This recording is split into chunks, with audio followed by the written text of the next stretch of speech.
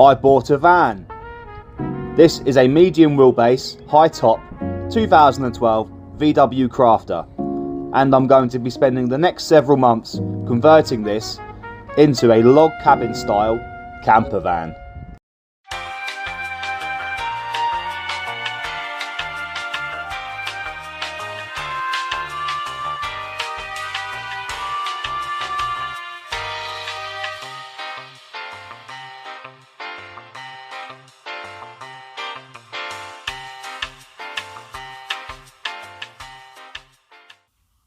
Hello there.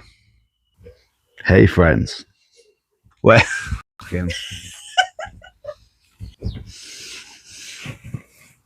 Hello there. Episode 4 of my camper build series, where I turn this VW Crafter into a log cabin on wheels. Today we are hopefully going to finish most of the insulation. I've been and got some 50mm insulation boards. I've got 3 of them. I'm not convinced it'll do all of it, but we should get most of it done. We'll just, yeah.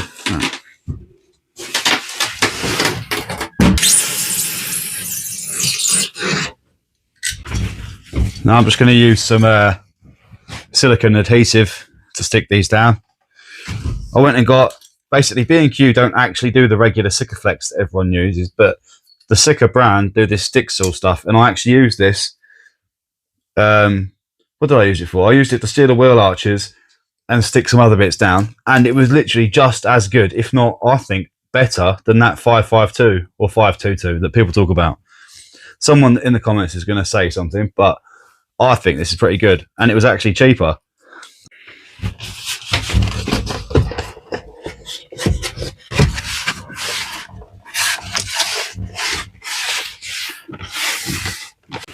This foil tape, it'll just curl up and stick to itself if you're not careful.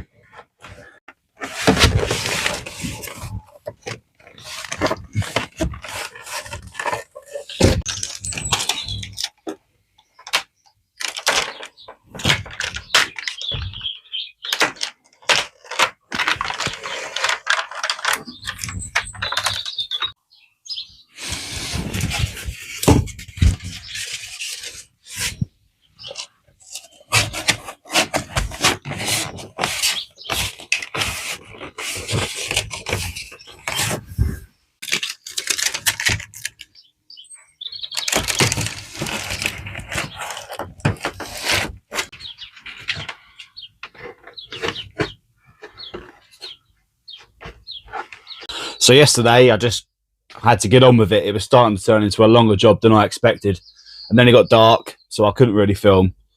Not with it, it would look crap. Anyway, I've finished that side.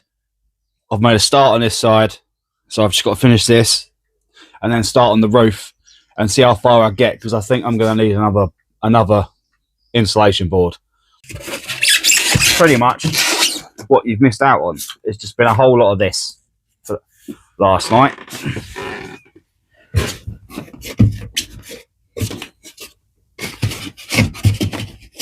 And you can't force it too much or you'll just tear it to pieces. And obviously you want this to be a nice solid layer on the outside.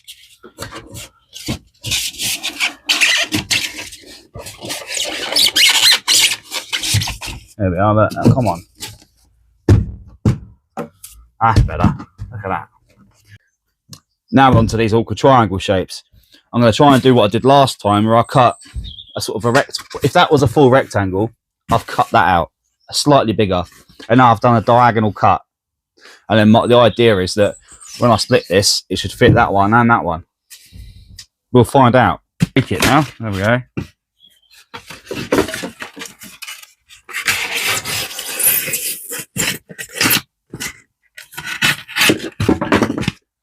It's just going to need a bit of trimming, but oh, that weren't bad for a first go, was it? Look at that. And now I've just got to probably pack pack a few offcuts in here.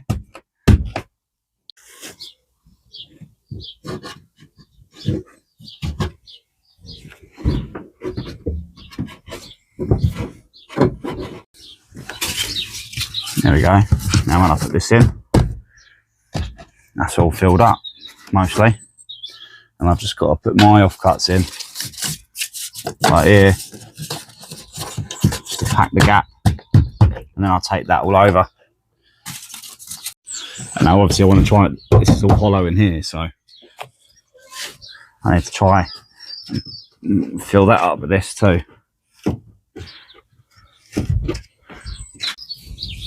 Already cut myself. These are all quite sharp.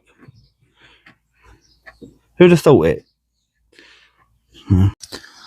So there, all of the walls are finished, apart from the sliding door. Alright, annoyingly, it's 140 centimetres that way, and that board is 120 wide. That'd have been nice, wouldn't it? But to make it easier, I'm just going to do them all 120 long and then come in with the extra 20 afterwards, I think. And obviously I've just got to cut them to the right width there. Like a glove.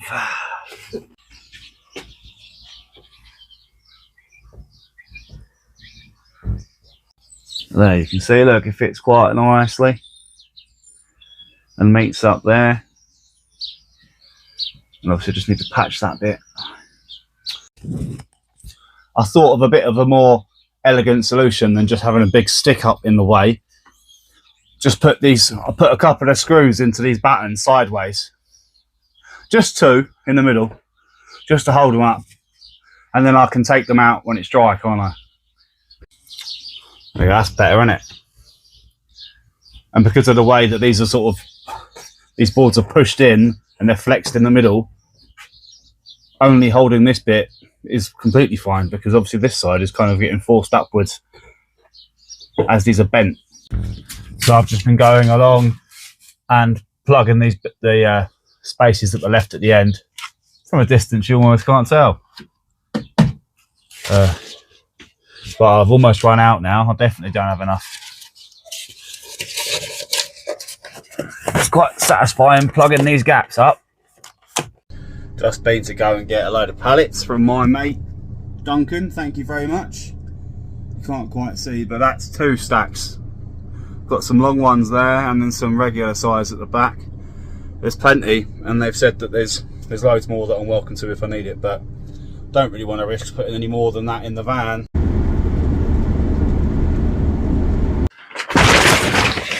I've got this roofing felt on it, which I don't want, but it's kept these nice and clean.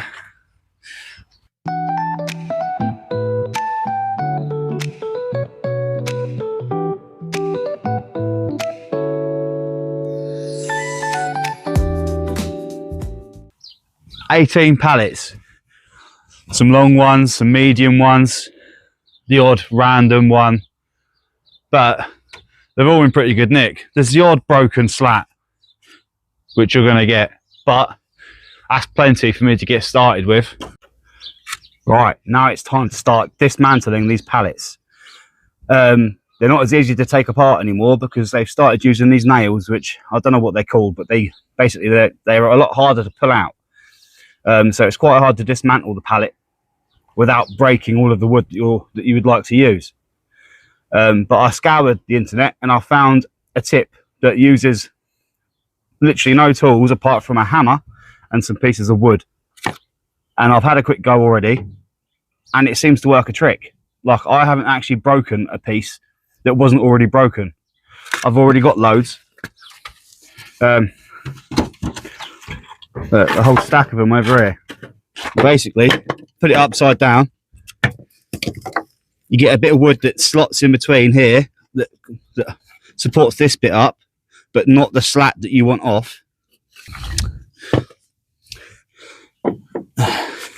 And then you get a piece that's about the same width as the slat that you want to knock off, so that when you hit it, it obviously spreads the force across it, so you don't make big dents or risk splitting the pallet. And it's as simple as using it like this. So that's off. Now, move that bit along. Do it on the next one. Some of them are easier than others. This one, same thing. Off. Now, how easy was that? I see people struggling for hours with crowbars and all sorts, and they end up using so much energy and taking so much time, and then they end up breaking all of the pallet wood. But look how quick and easy that was. And well, you were probably all thinking, that's great, Craig, but what do you do when you get to the ends like this, where you can't get this bit on there? I'll be honest, I've just been smacking these cubes because I'm not going to use them for anything other than the wood burner. I figure these are perfect. By the way, quick mention, I've had a few people worry about whether or not I'm going to poison myself with the chemicals that they may or may not treat pallets with. Well, all of these pallets are only heat treated. There's no chemicals, luckily. I don't think it's that common to use chemicals to treat pallet wood if they're disposable pallets. I suppose it's a waste of money, isn't it? They're only like single use. They get burnt or chucked. It's only really with the big chunky like Euro pallets and things like that which get reused that they will bother to chemically treat. So I shouldn't have to worry about anything off-gassing and poisoning me in the night in the van. The way that you can tell whether or not your pallet has been heat treated or chemically treated or whatever is you look on the edge of your pallet at one of these cubes. There should be a stamp with all this information on it. And see how it says HT? That means it's heat treated. If it was chemically treated or one of these other things, it would be different initials. So obviously check Google as well to double check, but whatever letters are on here will tell you how this has been treated. First hit. Oh look, they both come off on that one. So I've already thought of a slightly more efficient way to do this. I knocked these off first, because then it's easier to get all these nice bits off that I want afterwards. I know it looks quite violent, like I'm ruining the pallet wood, but I'm only smashing the cubes. I can easily access all of these panels with the technique. And I just thought of a way of making a jig, using one of these bits as a jig. I'll throw them out the way for a minute.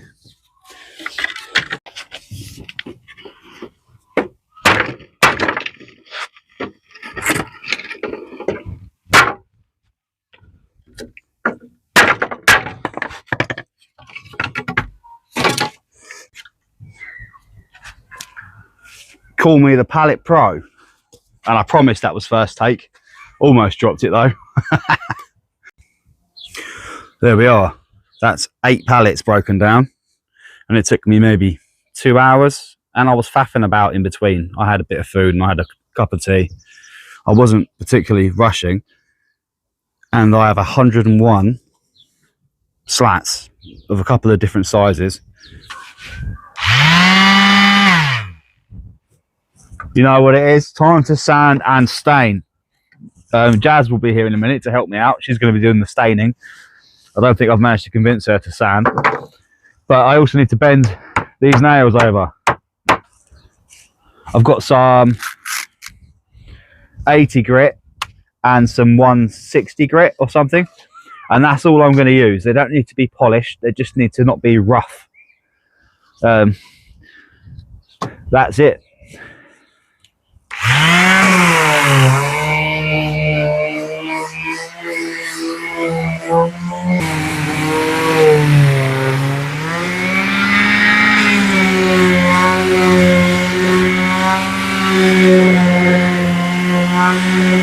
You know, there's that video of David Attenborough narrating a chimp using a hammer and a saw. No, it wasn't a chimp, was it? It was an orangutan. Yeah.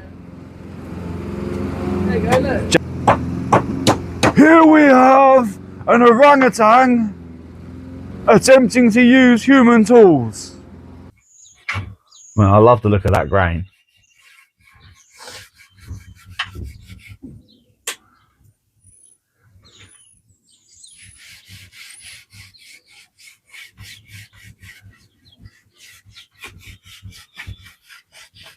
That was really nice. It's like zebra. I suppose it depends how it's been cut. Some of them are a lot nicer than others.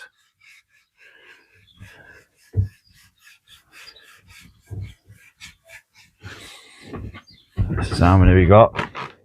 And I've worked out I don't need as many as I originally thought, because obviously the kitchen worktop's going to go here and underneath is going to be cupboards. Well, the back of those cupboards don't need to have these slats, do they? Because you're not going to see them.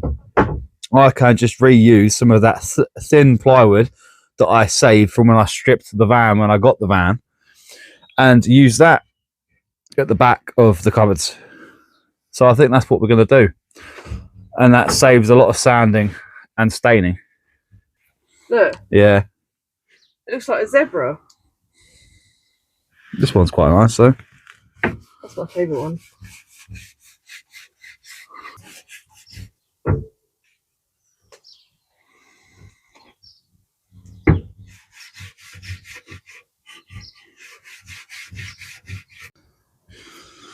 So we've got the first 14 slats ready to go up, and it's just about the right amount to come down to whereabouts the kitchen top is going to be.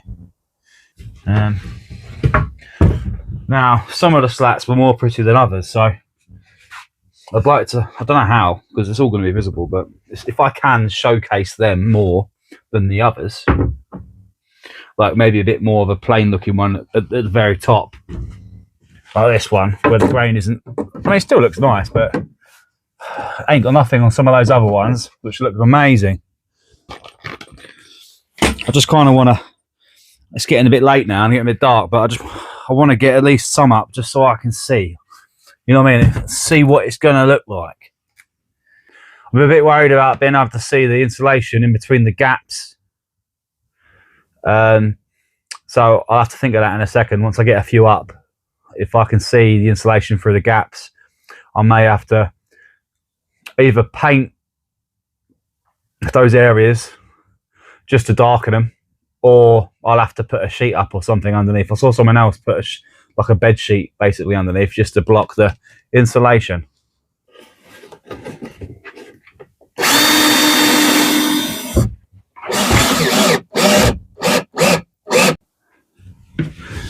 See, I just need something dark, right? And this is going to sound really stupid, but I have this rust converter left, and I know, but I'm not using it for anything. It's just sat there, and it is basically black paint. So why can't I just do a little thin line of black paint in between there on each one, just to stop this shine? And I'm using up something that I already have that I'm not going to use for anything else. And I don't have anything else on me appropriate, so I think for this I might give it a go. All about improvising sometimes.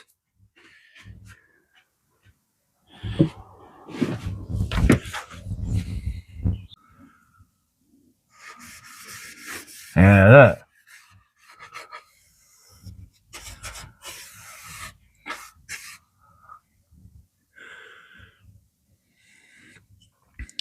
Is this the fix?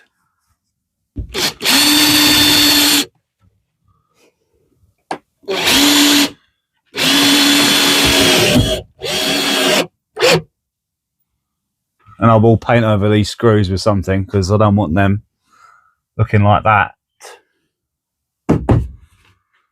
Not looking bad.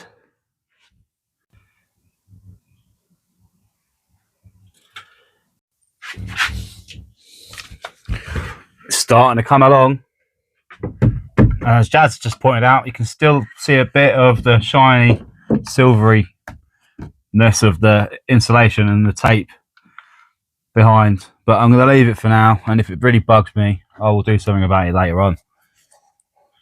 But it's starting to come along now. Look at it. I like that. It's kind of hard to see because we're having to use that crappy spotlight I've got, because it's dark. So you'll see better tomorrow when I finish it.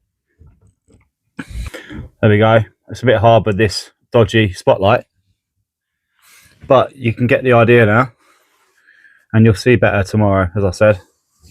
But it's coming together. But basically, imagine that over the entire van.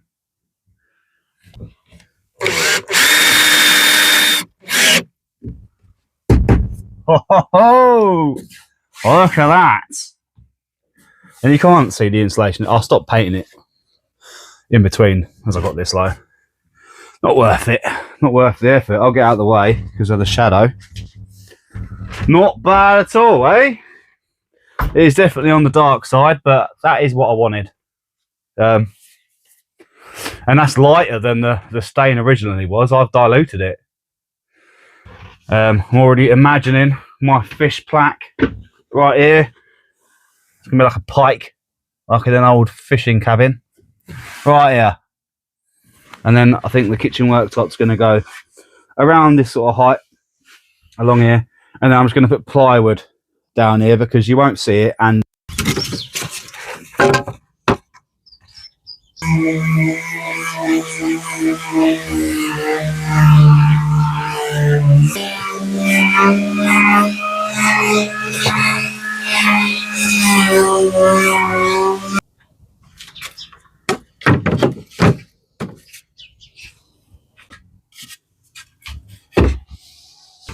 so it's just me today, so I'll be doing the staining.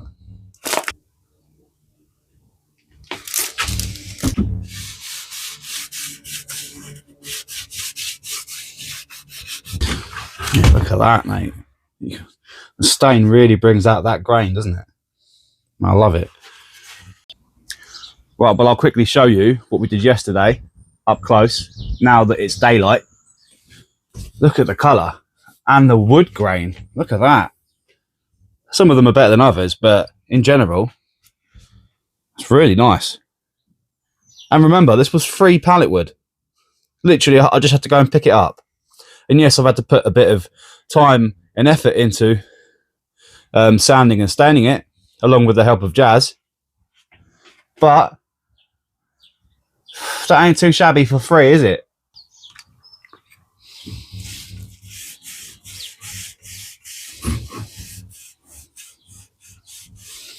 So look at that colour transformation.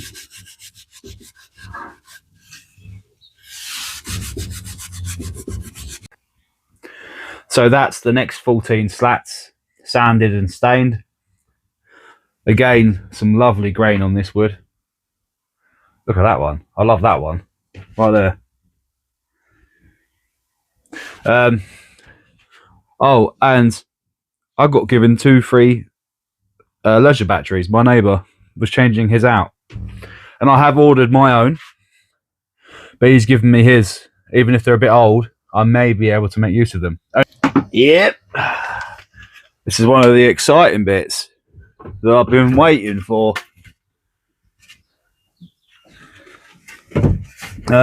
Just trying to match them up so they're fairly level.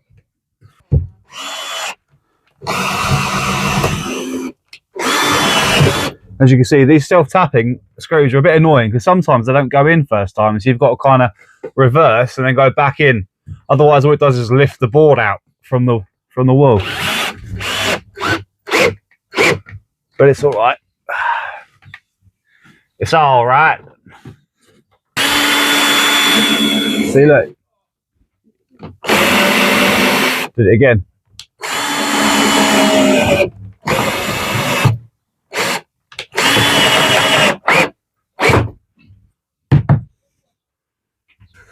Well, I've just come across something annoying because the cavity this end is more shallow than that end. Although the 50mm insulation board fit that end, it sticks out here. I knew it was going to become a problem at some point, and I have just encountered it. Because obviously that slots in there quite nice at that end, but now it's starting to poke out here. But what I've done is, instead of it being a sharp right angle sticking out here, which doesn't look very nice, I simply got my knife and I basically cut like a 45-degree on this corner, and then it looks a bit rough, but that's the idea of the rustic feel of this cabin. So I cut it with a knife, sanded it, and just stained it. Kind of hard to show you. It's probably not focusing, knowing my luck, but I've done that, and now when I fit it on, it's a bit more of a smooth gradient and blends in a bit better than it being like that, for example, where hopefully you can see. And these don't all need to line up perfectly. It's a cabin. I've had to switch to some regular wood screws for this bit because obviously I'm screwing into this batten, not metal. And the only issue at the moment is that now the right end of these are floating on top of this insulation, but I'll think of some. Obviously I've got to do something here to fill this gap, so when I do that I will secure the ends of these to whatever I put in here. It's all good, there's always a way. And it's starting to bug me that I'm starting to go slightly off, because obviously all of these are from different pallets, although they were somewhat the same size. They're not perfect, so I'm starting to go off here. Look, they're not quite lining up anymore. But my plan may be to put a piece of, like, I guess, what would I call it, trim? Like a thin piece over the top here like this afterwards to cover that up. And then you probably, as long as you don't go too far off, you probably wouldn't notice.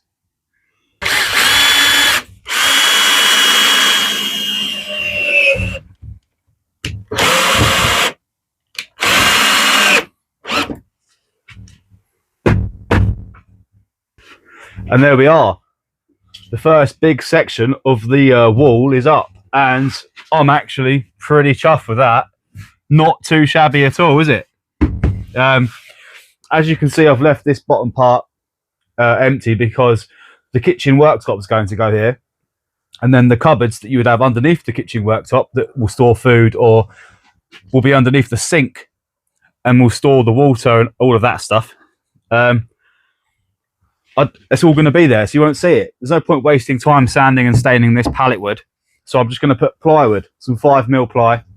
It's also lighter than this pallet wood, so it will save space, save weight. Because I know that's one of the concerns some people have had. Like, Craig, be careful on weight. Craig, honestly, I've had quite a lot of people say similar. But just to clarify on all of that, I'm very well aware of the weight issue, but I've only got a medium wheelbase, and I still have the same 3.5 ton limit as people who have long and extra long wheelbases have. So not only have I got a lighter van to start with, so I've actually got a bigger allowance of weight to add, I've also got less space to add weight that a long or an extra long wheelbase would have. So I'm going to find it harder to go overweight than somebody with these bigger vans would, because even though they're bigger, they still can only take 3.5 ton. And I've also genuinely seen people do similar to this, so I know it's possible. And I'm not going to be filling this with junk like a lot of people do. I know I've got a bloody armchair, but it'll be all right. Don't worry about it. I'm very well aware of my weight allowance, but it'll be fine. I'm going to start on the ceiling. Instead of continuing with the walls, I'm going to at least start doing up to here.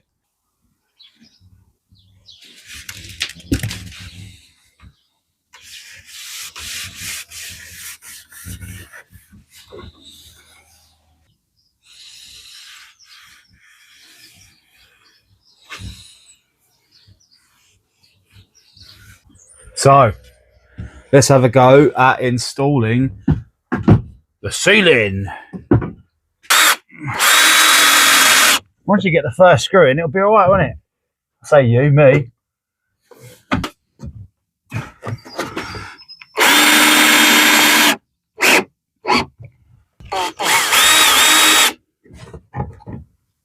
But see how we learnt from our trick when we were laying the ply on the floor? These come to just halfway across this batten, meaning that this next one can also sit on the same batten, meaning that it's not floating in midair. You see? So that I can screw into here and here. Not just a pretty face.